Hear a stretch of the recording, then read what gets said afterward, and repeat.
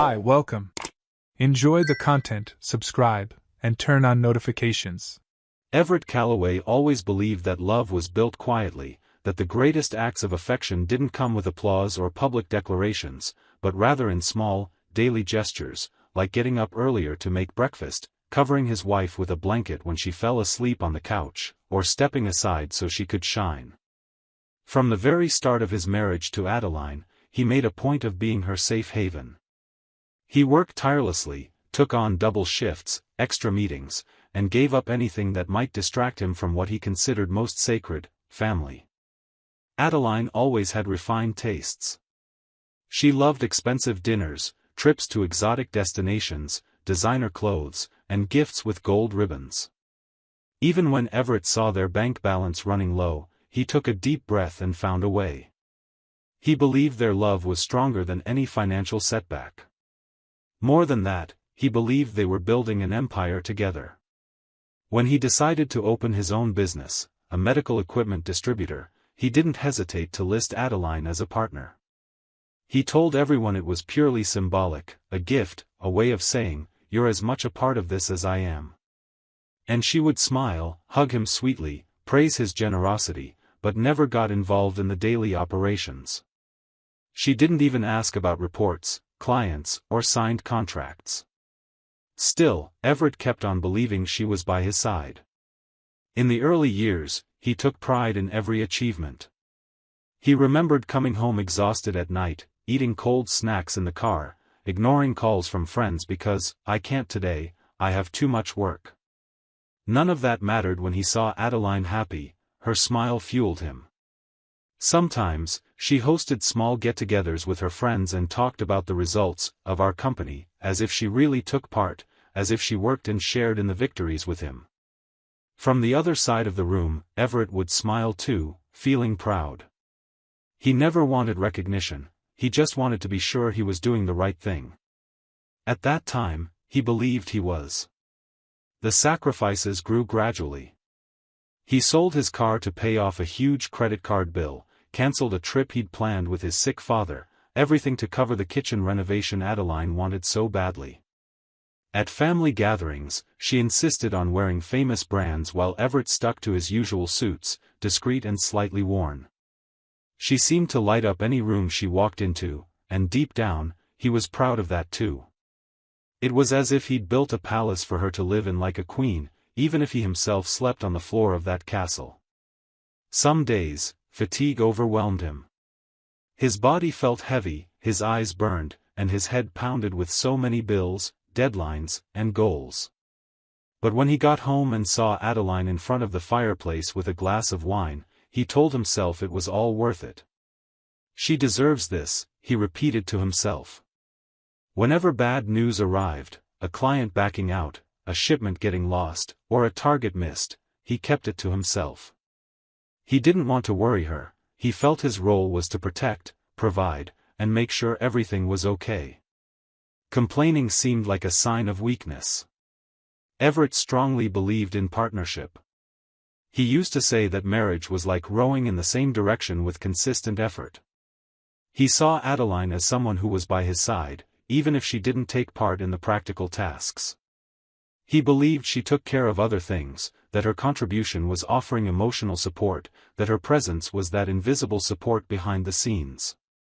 Sometimes, when he watched her sleep, he felt a strange twinge, a sense that something was off, but he pushed those thoughts away. He always preferred to see the best in her, to give her the benefit of the doubt, as if loving someone also meant choosing what to overlook. But there were signs. Little by little, Adeline started making comments she hadn't made before. She questioned whether the company was growing enough, wondered if he shouldn't bring in fresh blood for management. She suggested hires that made no sense, asked for increases on the corporate card for women's expenses, and occasionally mentioned someone named Arlo as a friend who understood modern management. Everett found it odd, but he trusted her. He believed in her so much that he figured his mind was just blowing things out of proportion. Whenever a doubt arose, he found a way to explain it, to justify her behavior. Time passed, and the distance between them grew without him noticing. They lived in the same house, but it felt like different planets. He kept on working, fighting, doing his best. Meanwhile, Adeline seemed to float in a parallel reality, where everything was pretty, easy, and comfortable. The weight of each decision fell on Everett's shoulders, but he kept his head up, believing day after day that it was all going to pay off. Until the day he opened that email. That click was the beginning of the end, even though he didn't know it yet. That email did more than spark suspicion, it opened a wound that would keep hurting for a long time. Everett read and reread that automated notification, trying to understand why a large payment was leaving the company's account for a name he didn't recognize. It was a tiny detail, almost invisible, but it was there, a loose thread. And Everett, always meticulous, started pulling on that thread carefully, like someone defusing a bomb. Rather than act on impulse, he did what he always did, he used discipline. For days, he pretended life was normal. He had breakfast with Adeline, accompanied her to social dinners, and asked casual questions about her day. But at night, when the house was quiet, he immersed himself in spreadsheets, statements, and forgotten backups.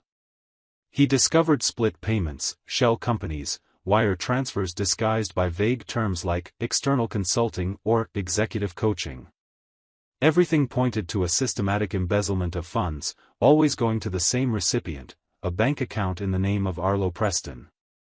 That name echoed in his mind, a personal trainer Adeline had taken classes with for a while, a guy she always called just a friend. Everett didn't want to believe it, but the documents, the dates, the amounts, all of it lined up cruelly. It wasn't just an affair, it was betrayal on multiple levels, financial, emotional, moral. And he, the man who had given everything to that marriage, now realized he'd been caught in a scheme orchestrated by the very person who should have been his partner. After gathering all the evidence, physical and digital, Everett spent the entire night sitting in silence, staring at that pile of papers as if it were a shattered mirror reflecting everything he'd lived through in the past years. He didn't cry or sleep. He just waited for sunrise with the calm of someone who has already made a decision. That afternoon, Adeline came home talking on the phone, smiling, carrying shopping bags. She seemed happy, at peace, as if living in a completely different world. Everett asked her to hang up, his tone was calm, but something was different, and she noticed. She asked if everything was okay, and he just said, "We need to talk." They sat down in the living room, and Everett was holding a sheet of paper. It was a copy of the bank statement showing one of the transfers to Arlo. He handed it to her with an unsettling calm. "Do you recognize this?" Adeline read it, gave a nervous laugh, and tried to brush it off with a joke. "Oh, honey, this must be the finance team's doing. You know I don't understand these things." But Everett interrupted. He took out another document, then another, and another. Each one had data, screenshots, contracts, emails. He had everything mapped out. Adeline began to lose her color, the confident look in her eyes now trembled with panic. She folded her arms, shifted in her seat, tried to make excuses, but Everett wouldn't allow any distractions. When he laid on the table a message in which she told an employee, "Relax, he'll never see this. Everett signs everything without looking. That's how he is," the room went silent. Adeline tried to turn the tables, questioned him, complained about his tone, accused him of invading her privacy. But Everett, still calm, took a deep breath and spoke with contained intensity. "I was your partner, your companion, your friend. I put your name on my dream. I gave you more than I gave myself, and you destroyed all that behind my back, out of ambition, vanity, and for him." She tried to laugh, as if she still believed she could control the situation. "You're overreacting. It's not that serious. We can handle this without drama." That's when he stood up, took an envelope with the divorce papers, and dropped it on the table. He spoke firmly, "There's no more us, Adeline. This marriage is over. And now we'll handle everything the way you chose, with paperwork and the truth." Adeline jumped up from the couch. The confidence in her eyes had turned into desperation. She tried to grab his arm, beg, backtrack, but Everett just looked at her without anger, without hate, only with the empty gaze of someone who realized their love had been thrown away. At the hearing a few days later, Adeline showed up with her lawyers, flawless makeup, carrying herself like she still believed she had the upper hand. She probably thought emotional pressure would make Everett cave. Maybe she believed he still cared enough about her to protect her. But the Everett who walked into that room was a different man, not the loving husband who took on everything in the name of us. Now, he was a man who had chosen himself. When the judge asked him to speak, Everett simply handed over his folder. Inside, the same methodical organization that guided his life now exposed the truth. There were bank statements, printed emails, transaction logs, even a transcript of the conversation with Adeline. The judge read everything in silence, the mood shifted with each page. Adeline kept her eyes down, her mask was cracking, and seeing Arlo's name repeatedly as the direct recipient of those transfers was the final blow. The judge temporarily adjourned the session to review the material. When the session resumed, he issued a preliminary decision that changed the course of the process entirely, an immediate freeze on the wife's assets and the start of a full audit of the company. Adeline's eyes widened, her lawyers whispered among themselves. Arlo, mentioned by name in the documents, would now have to answer as an accomplice. Her downfall had begun, and no amount of makeup, excuses, or charm could hold it all together.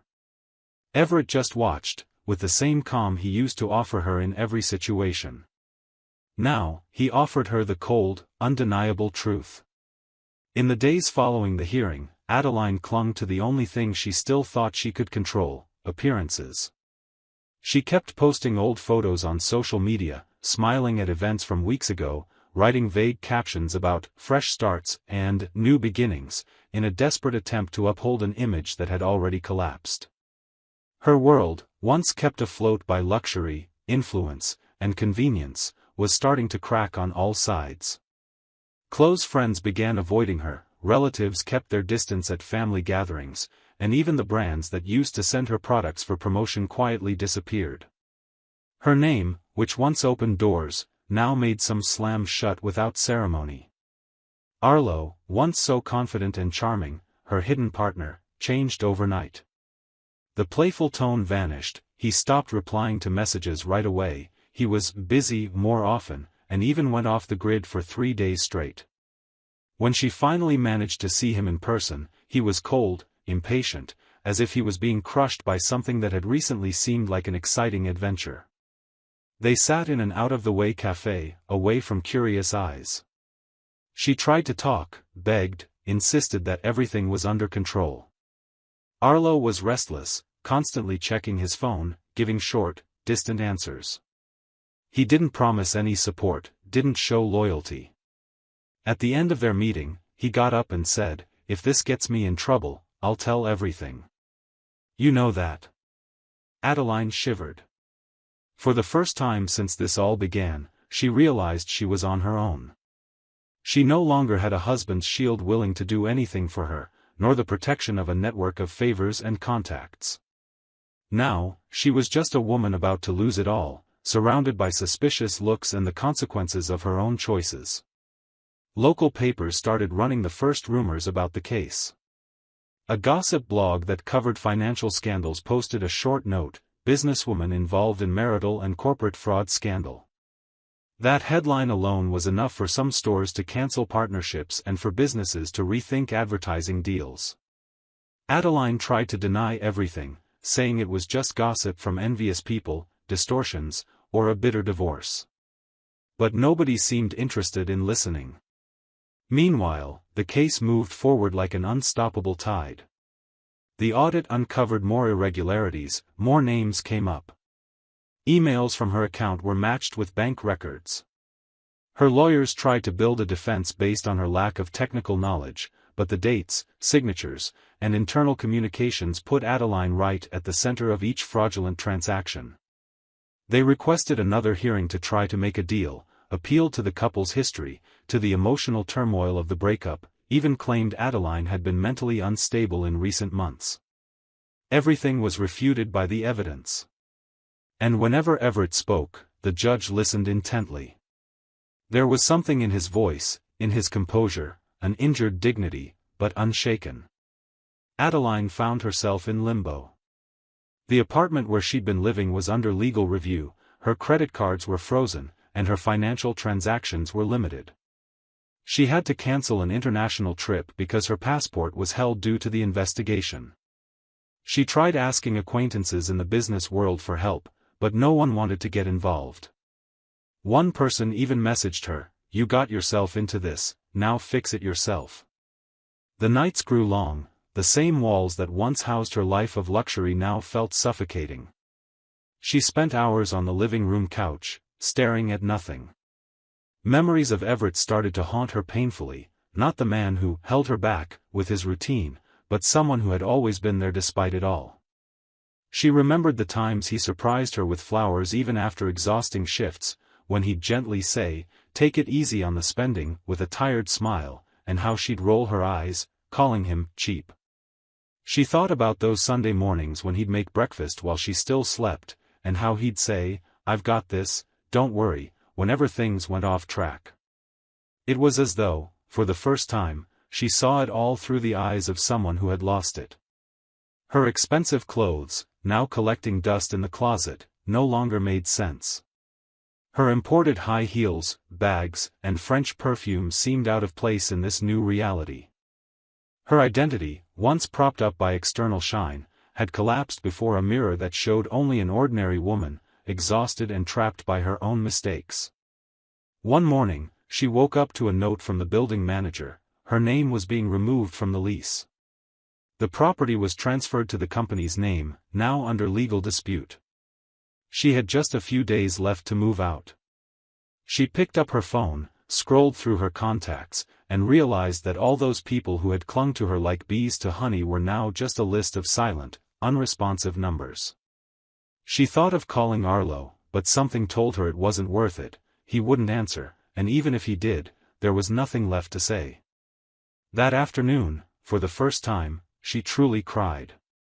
It wasn't anger or shame, it was pure helplessness.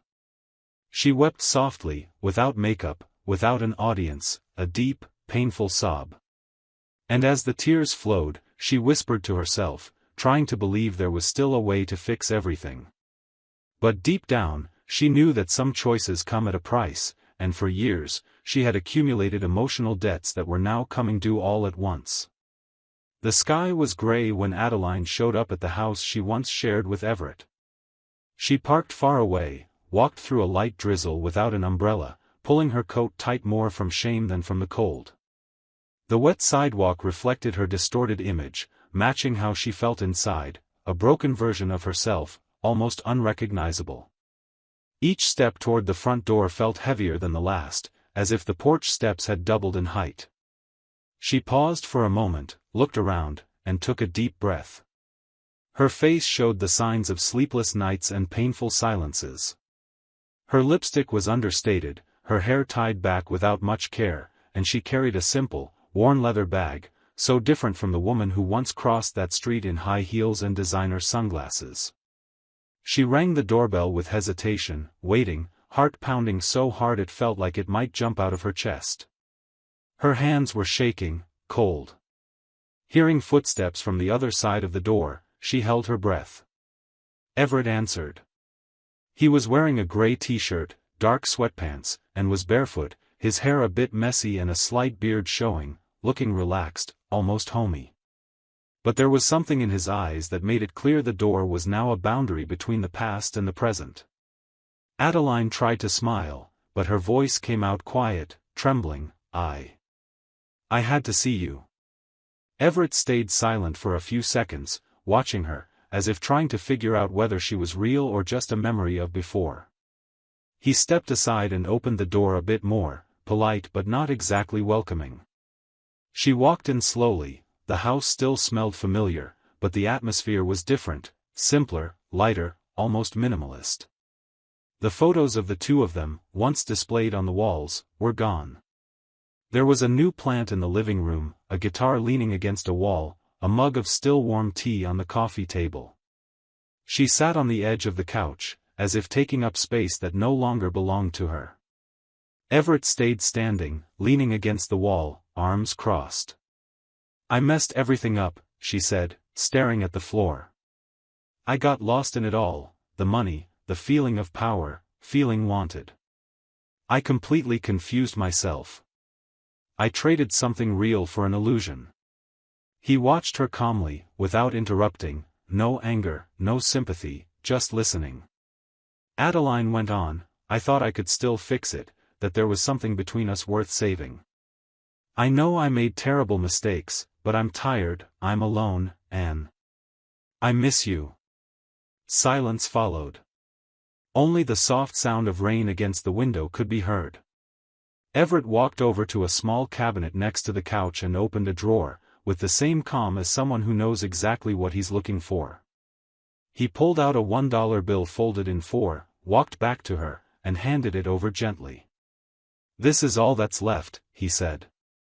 Adeline took the bill, her hands shaking.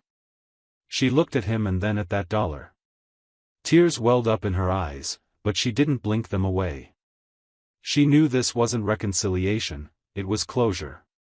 Speaking softly and firmly, Everett said, "I rebuilt myself, and now I'm whole. I'm not going to give just half of myself anymore." She wanted to respond, to beg for another chance, to say she'd learned, that she could change. But there was no longer any room for promises. The door behind her seemed to be calling her, reminding her it was time to go. She stood up slowly, clutching that bill as though it weighed more than iron bars, and walked to the exit without looking back. Opening the door, the cold wind hit her face, as if the outside world barely recognized her now. Everett just watched. He waited until she crossed the street, a small figure in the drizzle that gradually faded into the city's gray. He stayed there for a few more minutes, at peace. It was finally over, and it didn't hurt. It was an ending that needed to happen, clear and freeing. He turned around, picked up his mug, took a sip of tea, and looked ahead with the quiet resolve of someone who realized that sometimes, you have to lose yourself completely before you can truly find yourself. Thank you for watching this video. If you enjoyed it, don't forget to subscribe to the channel and turn on notifications so you don't miss anything new. See you next time.